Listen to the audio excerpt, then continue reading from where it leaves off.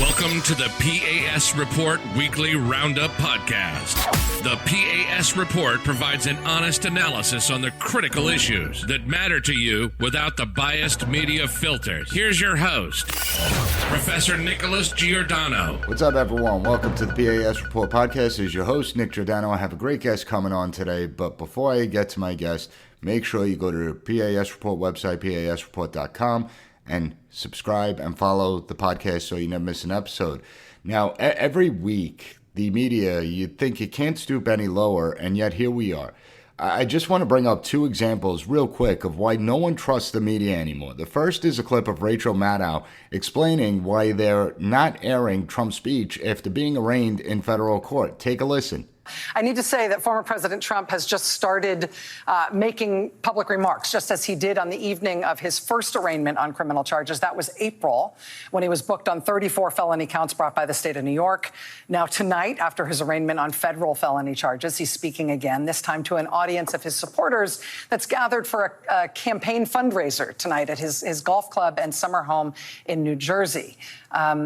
We knew heading into this that he was planning to make these remarks. We are prepared for his pre-fundraiser remarks tonight to again be essentially a Trump campaign speech.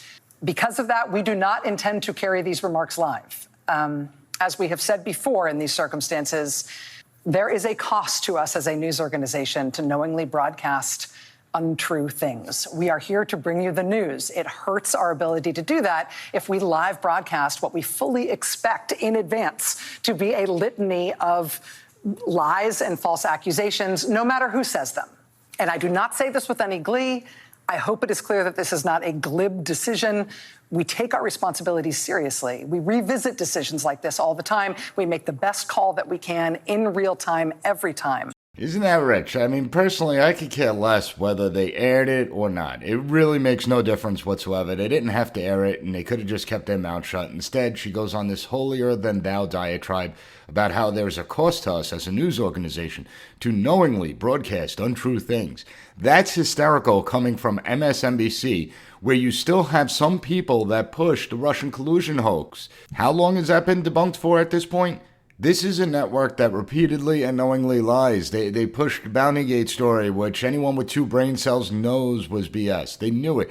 Throughout COVID, they did Lord Fauci's bidding and never once questioned the unconstitutional decrees. This was a network that censored the corruption allegations against President Biden and pushed the narrative that it was Russian disinformation. All of a sudden, now they care about truth? What a joke. And then the second example is the AP. The AP ran a story with the headline, quote, Trump's promise of payback for persecution follows years of attacking democratic traditions, end quote. These people are such frauds. Let's be honest about breaking democratic traditions. As far as I know, we never had the FBI act as a campaign surrogate to do Hillary Clinton's bidding and launch an investigation into her political opponent.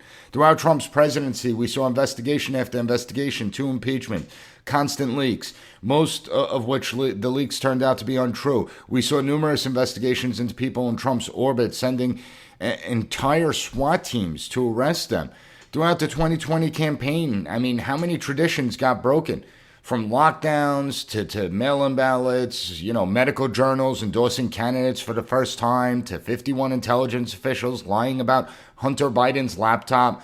Sorry, but when we talk about democratic traditions, I don't recall a previous time when parents were threat tagged as potential domestic terrorists because they spoke out at a school board meeting.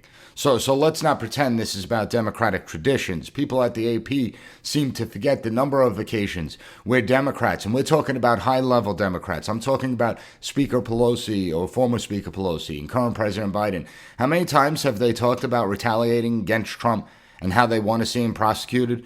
I mean, what a joke. The media has discredited themselves because they don't provide background or context to anything. And listen, I'm not going to defend everything Trump says and does, but if we are going to talk about threats to democracy and threats to democratic traditions, the biggest threat is an all-powerful bureaucracy that thinks it can do whatever the hell it wants. That's the threat. Now, enough ranting for now, because I have a great guest coming on. I have Professor Emeritus at Catholic University and author of The Failure of American Conservatism and the Road Not Taken, Claes Ryn, will be joining me today. We are going to explore how the conservative movement missed so many opportunities throughout the years and how cancel culture and the woke movement, they were predictable. Part of the failure of the conservative movement is that they try and focus on politics, and they don't even do that well, let's be honest about it. And they neglected academia. They neglected history and philosophy, religion, morality, the arts, entertainment. And we are witnessing the results.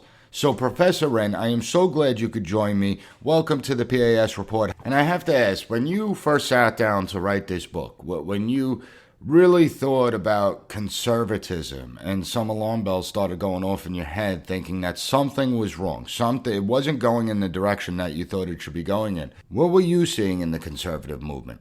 I've followed the development of American intellectual conservatism for a long time. And I've been acutely aware that what happened intellectually on the conservative side after the Second World War was very promising. I could give you a number of prominent intellectuals who were mapping future development. Unfortunately, very early, American intellectual conservatism also started to exhibit certain traits that in time would undermine what was most promising about American intellectual conservatism. And it came out as early as in William F. Buckley's National Review magazine, which was started in 1955. Now, within that magazine, a number of high voltage intellectuals were formulating ideas, to be sure. But you could perceive, sometimes not all that subtly, that they tended to regard, certainly Buckley, tended to regard ideas not as ends in themselves, but as means to political victory. That is, yes, they were interested in the culture. Buckley himself was interested. I think he played the organ, for example, certainly the piano. But what seemed to me not to be very propitious was that they seemed to have this preoccupation with politics as the key to the future. Now, National Review, you probably know this well, played a key role, at least intellectually, in mapping what became the Goldwater for President movement. And when the day came in the 1980s, when Ronald Reagan won great victories, any number of conservatives would celebrate the triumph of conservatism. Now, when I observed this, I had to shake my head inwardly because I knew that in the long run, what decides the future is not political developments, although they are relevant to shaping the future. No, everything that happens in society is prepared in the culture. And by the culture, I mean everything from religion and the arts to the media, publishing houses, Hollywood, the universities. The media, I think, play a central role in shaping the view of the world that people have as they approach political issues. And I completely agree with that. So why do you think conservatives actually looked beyond that? You know, in a sense, when we look at something like in your book, you point out academia as one of the good examples that, you know, they didn't play a large enough role when it comes to academia. So what happened with conservatives? Why didn't they understand that the battle for conservatism is on the cultural front, is in the arts, is in the media? And why did they end up almost going into their own little bubbles, speaking to echo chambers rather than starting to win people over? Well, it has to do with American culture as such. That is, there are certain traits in American culture that contributed to this placing of emphasis on practical politics. It has to do with something that is in one way very admirable about America as far as I'm concerned, but also very questionable. It's pragmatism. That is, everything matters ultimately from the point of view of what we do practically. Now, that tendency can be very salutary in some respects. It protects you against flighty imagination and foolish ideas, but there's a dark side to it, and that tends to lead to a kind of almost disdain for the higher things.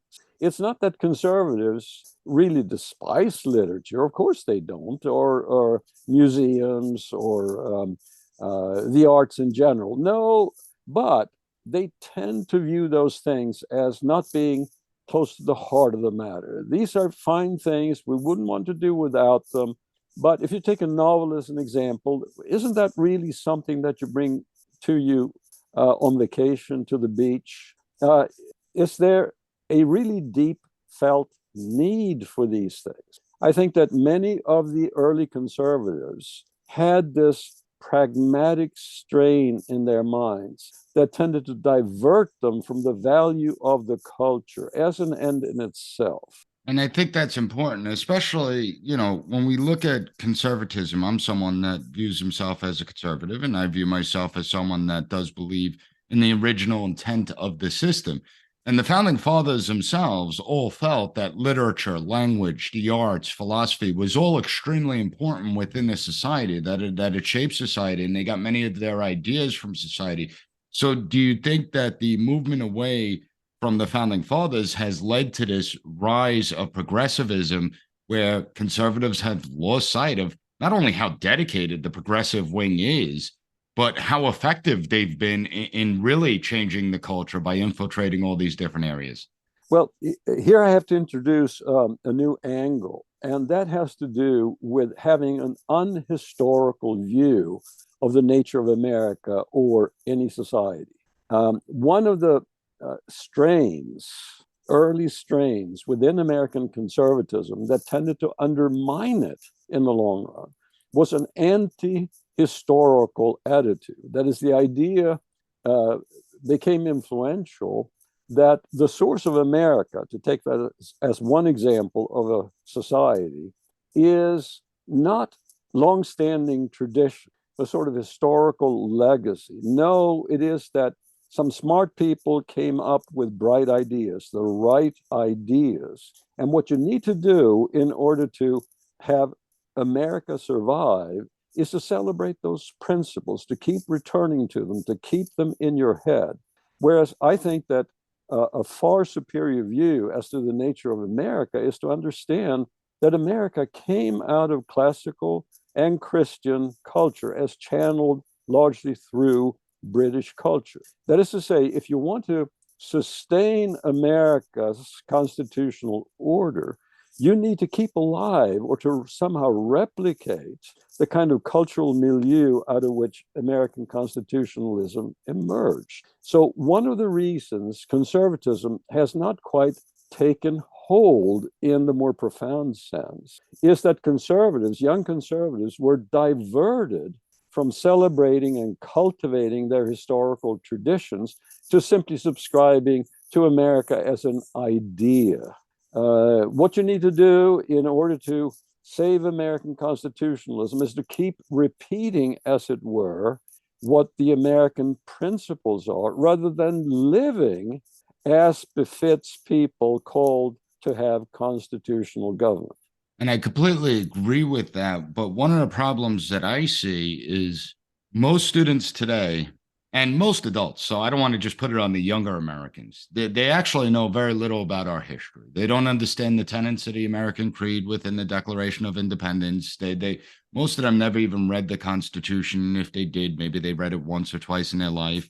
There's a lot of people that have, and it's part of the failures within our education system, that actually moved away. And how do we get that back? How do we restore that as we continue to see the devaluing of teaching American history? I mean, I think the Board of Education, the Department of Education, said that only 11% of eighth graders reach basic proficiency levels in American history. And by the time they graduate senior year, it's only 12% reach basic, the bare minimum of proficiency levels. So how do you fix something like that that's so profoundly broken? Well, that's a matter for the generation. I mean, you certainly, in view of how atrocious the situation is, some emergency measures are certainly called for, and they may involve politics. But I think that American conservatives, if they don't watch it, are going to be prone to misdiagnosing what the problem is. That is, they've had this very heavy emphasis on politics as the key to improving society. Well, what is politics? I think many of them have a very narrow view of what it is. I think that politics is a far more subtle thing than they imagine. For the first requirement of turning things right, if that is still possible, is to have proper diagnosis. What caused all of this? Now, I would like to say in passing something that's important here, that of course you can't blame the failure of American conservatism solely on conservatism, because conservatism was up against very, very high odds in the 1950s. Western civilization, American civilization, had already, in essential respects, deteriorated to a point that it would be very difficult to overcome the developments that were already moving forward. But back to your question, before you know exactly how things went wrong, you're going to have a very confused view as to how you might work yourself out of this problem. One thing you have to understand, you can't set the profound cultural, moral, spiritual problems of the United States right by political means. You may be able to stave off some of the worst things that are happening, but you'd better have your eyes on the ball, and the ball is not, in the end, politics. It's politics as a possible means of heading off disaster and then building towards a cultural renewal. And one of the problems when I examine conservatism is a lot of the conservative organizations that will constantly issue white paper after white paper that no one will ever read, right? So they're good at issuing white papers, but they're not good at talking to the average person, at explaining conservatism to the average person. Do you see the same thing? Well, speaking to the general public about conservatism is a very difficult task, partly because the assets of modernity, as Walter Lippmann called them, have done their work in the culture.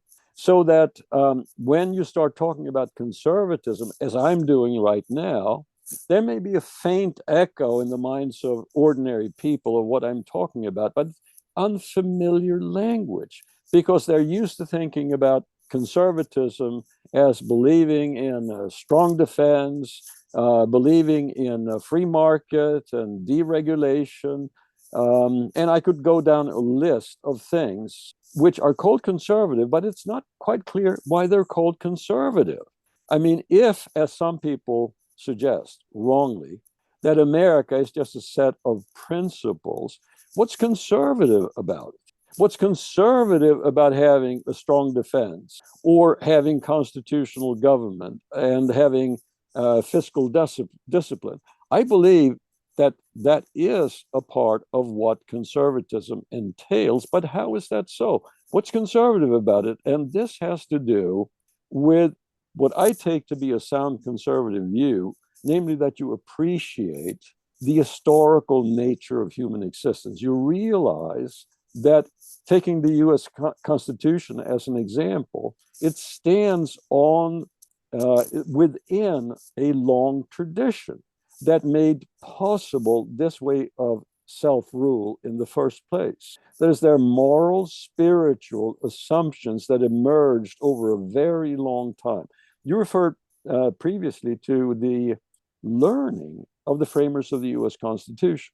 Now, in comparison with the sorts of people who are now governing us, they were masterminds by way of education. Now, their education has been described, the education of people who set the tone in American society in the framing period has been described as classics, classics, and more classics. You couldn't get into Harvard, for example, without already knowing Greek. And you read in the Federalist Papers or in the Anti-Federalist Papers and so, you notice that not only was the Bible a self-evident source or part of their frame of reference, but so were the classical writers. You needed to know Latin and Greek in order to avail yourself of your heritage, to understand who you are as an American. Now, this is a key point, the historical consciousness, the awareness of what you owe the past. Now, why is that important? If you don't appreciate that, you may have the illusion that you can replace the wisdom of all mankind of the entire Western world with your own abstract principles. And yet that very thought that the framers didn't need the past, could break with the past because they had smart ideas, that became a common view among conservatives. It's really an anti-historical, certainly progressive view. Harry Jaffa, for example, who was the intellectual force behind the Claremont Institute, repeated that to celebrate American constitutionalism, is to celebrate revolution and to celebrate that America was a radical break with the past. Now, how is that conservative? It's not. Now, some people think that if you believe in universal principles, you're a conservative. But let me remind people who think like that the French Jacobins, the intellectual pioneers of the French Revolution, they believed in universal principles. So did, in a sense, the Soviets, the communists. There are all kinds of people. They would be progressive, revolutionary people. They have their principles and they're true believers. That does not make you a conservative. What makes you a conservative is a sense that human beings are frail. They're fallen, for example. They have a very limited ability to really understand what life is about. Mankind has made progress, and we think we know what's up and what is down, but figuring out just exactly what our purpose is no easy matter. And we need help. We need a lot of help, especially with everything going on. And I think you're touching on something that's key, particularly in your book, when you talk about the mindset of human beings, that understanding the mindset of human beings is far more important than understanding government and politics. And that you, in order to really, truly understand government and politics, you have to understand the mindset of human beings. So I want to pick up on this when we get back from a short break. Everyone hang tight. We'll be right back. P.A.S. report listeners, hurricane season is almost here, and the time to prepare is right now, not when the hurricane hits. When Hurricane Ida hit the Gulf Coast, it destroyed countless homes and left many without access to food and clean water. Millions lost power, some for weeks. The floods that followed the hurricane washed out roads, made it impossible for grocery stores to restock their shelves. Families were desperate. They were waiting for help that was slow to arrive. But what if you didn't have to rely on FEMA to provide for your family during a crisis? The answer is simple. Be prepared with emergency food kits from 4 Patriots. Their long-lasting and delicious food options are specifically designed to provide you and your loved ones with the sustenance you need when you need it most. And these food kits are hand-packed in the USA, last up to 25 years, compact inside covert storage totes, include a wide variety of delicious breakfasts, lunches, and dinners, and they're backed by thousands of 5-star customer reviews. 4 Patriots survival food is not just for natural disasters. In today's world of uncertain supply chains and unpredictable emergencies, it's more important than ever to have a backup plan. Whether it's temporary power outage, a winter blizzard, rising food costs, you can rest easy knowing that you have a reliable source of food to see you through. And right now, you go to 4patriots.com, use code P.A.S. to get 10% off your first purchase on anything in the store, including the emergency food supply kits that are designed to last up to 25 years. Just go to 4patriots.com, use code P.A.S. to get 10% off your first purchase of 4 Patriots survival food.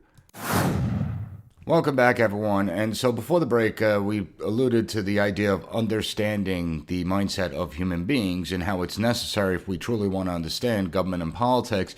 Part of the problem today is that we don't even understand ourselves anymore.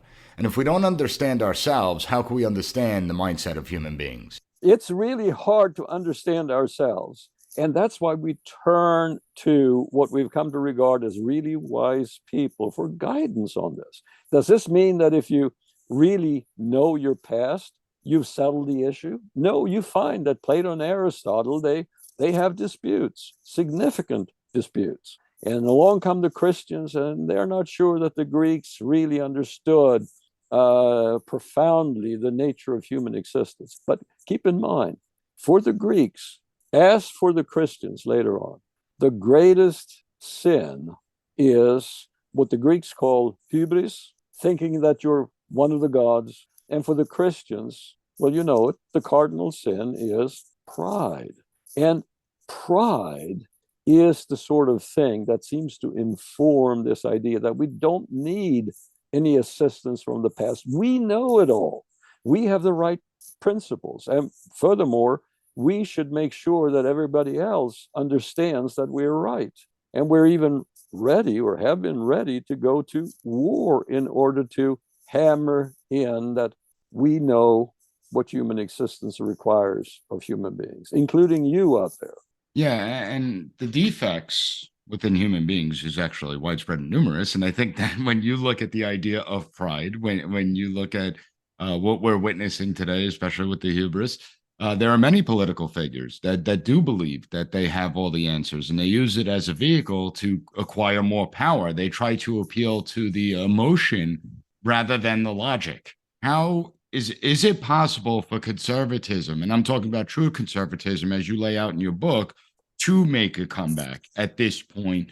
Or there are many that feel that it's too late, that, now at this point we have devalued the Western thinkers, the great past thinkers, like you brought up Plato and Aristotle and so many more. The founding fathers are constantly being reamed as people that were evil and founded this country in the sin of slavery, and that's all they wanted.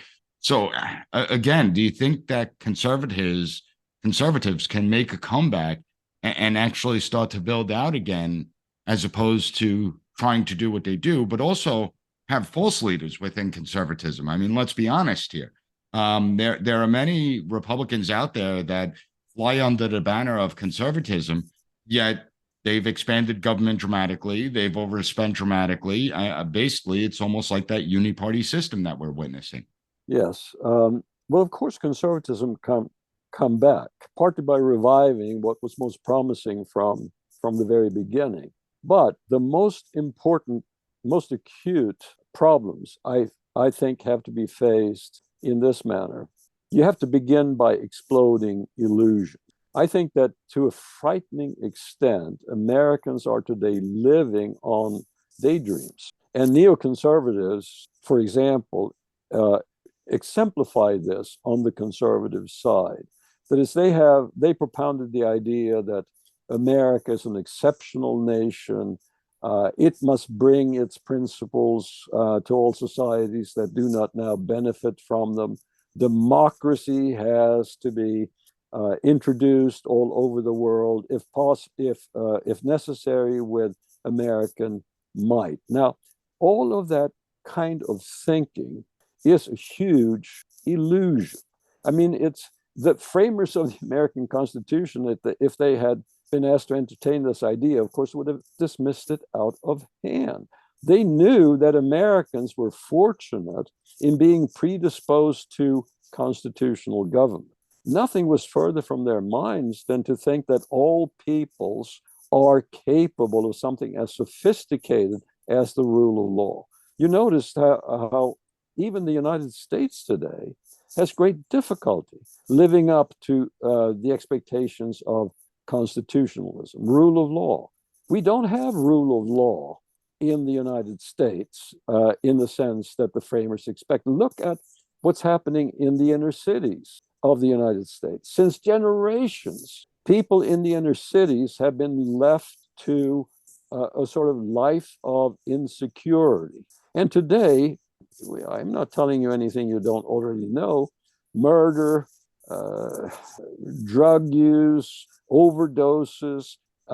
When you think about the scope of everything that shows that America is in decline, you have to consider whether one of these political sciencey terms apply. The term is failed states, states that can't be relied upon for certain to perform certain basic duties. It was always assumed by people who thought about the purpose of government that its basic purpose is to maintain law and order, to protect the citizens against attack. Well, our society is not performing that task, at least not in a dependable way. And you have this curious phenomenon of politicians, elected leaders, being in a sort of alliance with the criminal element, refusing to prosecute, for example, refusing to apply existing law. Now, that is the sort of thing you would expect from a society that is going down. A term that has been used to describe this is anarcho-tyranny. That is, you have very strong central power that intrudes in the lives of the citizens all the time, violating, in America's case, traditional civil liberties. But at the same time, you allow a kind of anarchy to develop, lawlessness to develop, so that not even people in the so-called better parts of town can feel really safe, but think twice about going out in the middle of the night, etc. This is something that should really scare people to death. I mean, even people who don't think of themselves as conservatives. It should, and you would think that it would, especially to me, the unelected bureaucrats that believe that they're the guardians of the republic, that they're, to me, the biggest concern. But aren't we the people actually responsible for a lot of people like to blame the politicians.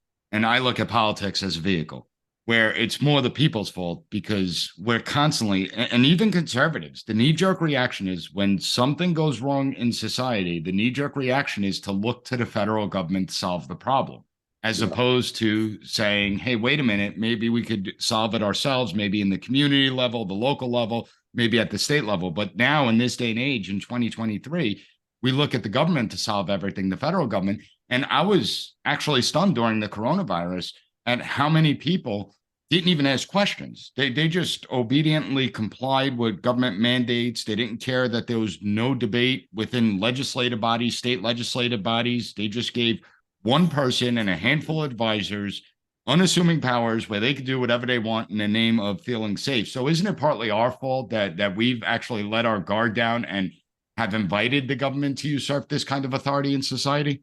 I think you're hitting on something very important here. And let me remind you of something you already know well. Alexis de Tocqueville, the French aristocrat who traveled in the United States in the early parts of the 1800s. And he made this observation about America, that they were unusually prone not to want to have external development in their own affairs. So if problems arose, a tree fell across a thoroughfare or something like this, it wouldn't occur to anybody to turn to some other authority, but some guys would get together and they would deal with the problem. And de Tocqueville noticed more generally that Americans were behaving, had attitudes that led to a very decentralized, group-oriented society. In other words, America was not a society of rugged individualists, as some people would like to have it. No, they were joiners. They were very quick to form partnerships locally to get their own problems handled. That disposition, I would argue, we don't have the time for it now, but I think is very closely aligned with the notion of morality and religion that they have. You've heard of love of neighbor. Well, love of neighbor is supposed to be love of people you have up close, people with names and faces, people you meet every day. And because of who we are, fallen human beings, it's not easy to behave in a loving manner against that irksome neighbor, who doesn't cut the grass and so on. But that's our responsibility according to that earlier notion of morality. Now, if you have a sense of that's your purpose as a human being, to love neighbor, you will exert a lot of energy doing right by that neighbor, starting, of course, with your spouse and your children and your employees, et cetera, et cetera. But notice that in proportion as you behave according to that older ethos, you build a decentralized society. That is, you take care of your neighbors. You can't do everything. Certain things require larger coordination, and you need to have local authorities, et cetera, et cetera. But the reason what you were talking about, doing it ourselves, is looking less and less realistic, is that older tradition, that older momentum to build strong units, strong families, strong clubs, strong associations, is no longer nearly as influential or as powerful. So that you can understand why, in a way, we have moved more and more towards a centralized superstate, because politicians are there to say, "Oh, we can solve your problem." So you have drug problems, you have family problems, you have whatever problem. We are benevolent, and we can handle it or help you handle it. And we, because of our changed sense of priorities, have almost gratefully thought, yeah, let's have them do it. Let's have them educate our children. Let us have them bring up our children. Let's have more daycare centers, etc., etc. Now, in America, even today, I think as compared to Europe, the tendency toward keeping things local and under your personal control is strong. It's still strong, and it's something to build on. So I would think that given the pretty bad circumstances today, a reaffirmation of federalism and local authority would be one way to go. And we see, of course, already in education that people are resorting to new methods, including homeschooling. I agree with that analysis. The one thing that frightens me is that today I feel like we're a bunch of strangers living amongst each other. It used to be that we knew everyone on the block, that everyone interacted in some sort of way and kind of looked out for each other. You had organizations that exist like the Knights of Columbus and those types of organizations where you go to those meetings today and you look at the membership, and a lot of young people don't even know these organizations exist. And these organizations are key in the community. And we're seeing less and less participation within society. And that's why I say we're almost like strangers, especially with all the electronics going on. So if you could just leave it off with the audience on something that each and every one person can do in order to try and restore not only the idea of conservatism, but creating that decentralized approach, once again, building that back into the system, because something fills the void. Government always fills the void when it's available. How do we get there? Or what can an ordinary person do? That's the number one question I get. What can I, as an ordinary person, do? I don't have any simple answer to that, but you mentioned the local association. You mentioned Knights of Columbus, for example.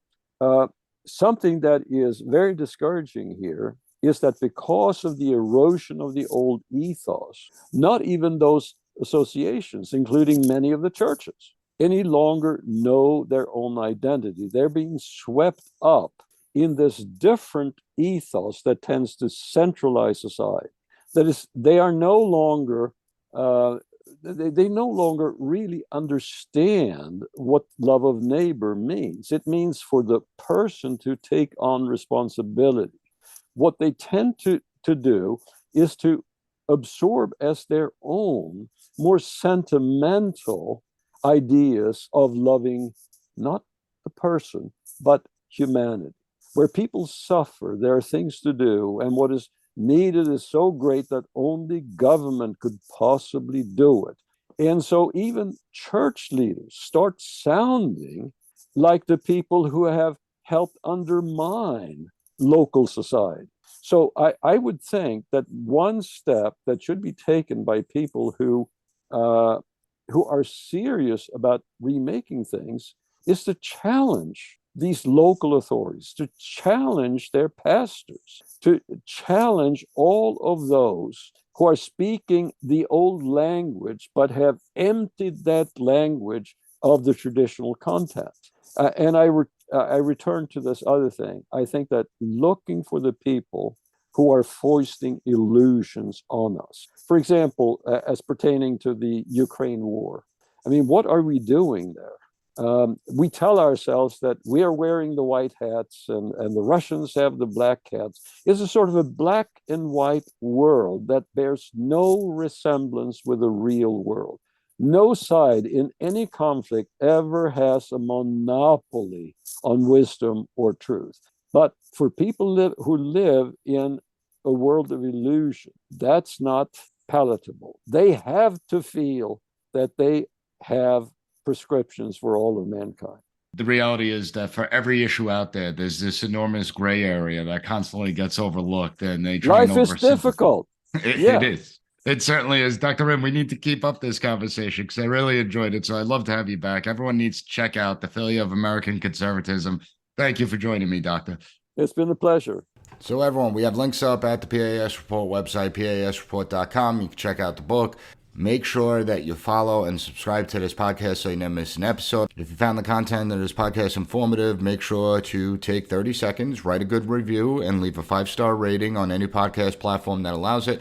I want to thank you for joining me today, and I'll be back on Wednesday with another great episode of the PAS Report podcast. Thank you for listening to the P.A.S. Report Weekly Roundup Podcast. Have a good one. Bye. Be sure to rate, share, and subscribe to the podcast so you'll never miss an episode. Also, visit PASreport.com and follow us on Twitter at PAS Report.